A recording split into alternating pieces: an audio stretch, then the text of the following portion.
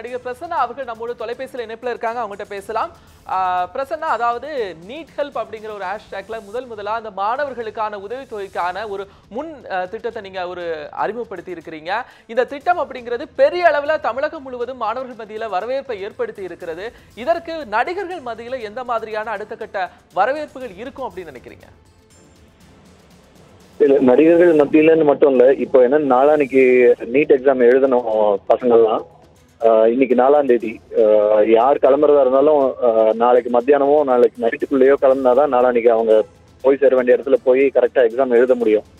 So மற்ற விஷயங்கள்லாம் தள்ளி வச்சுட்டு இப்போ அவங்களுக்கான உதவி முன்னிறுத்தி அதை பண்ணணுங்கிறது தான் என்னோட எண்ணமா இருந்தது. நிறைய பேர், நான் என்னால் முடிஞ்ச 2 மாணவர்களுக்கு உதவுறேன்னு சொல்லியிருந்தேன். பட் அது நிறைய பேர் வந்து நானும் ரெடின்னு நிறைய பேர் எனக்கு மெசேஜ் பண்ணியிருக்காங்க. என்ன ஒரு கஷ்டமான விஷயம்னா, இது வரைக்கும் எங்களுக்கு கரெக்டான டிசர்விங்கான ஒரு கேண்டிடேட், எந்த ஒரு ஸ்டூடெண்டோட விவரமும் கிடைக்கல.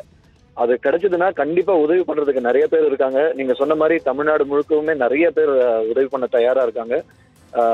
இந்த மாணவர்களோட விவரம் கிடைச்சதுன்னா கண்டிப்பா அவங்களுக்கான உதவி போய் சேரும். பிரசன்னா, உங்களுடைய ட்வீட்டுக்கு அப்புறமா கிட்டத்தட்ட எவ்வளவு பேர் உங்களை தொடர்பு கொண்டு இருப்பாங்க மாணவர்களுக்கு உதவி செய்ய வேண்டும் அப்படிங்கிற ஒரு ஆதரவோடு?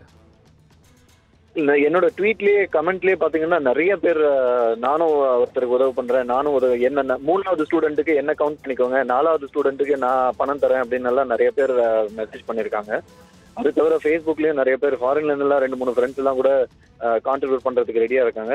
மாணவர்களோட விவரம் மட்டும் கிடைச்சதுன்னா கண்டிப்பா நிறைய பேருக்கு உதவி பண்ண முடியும்.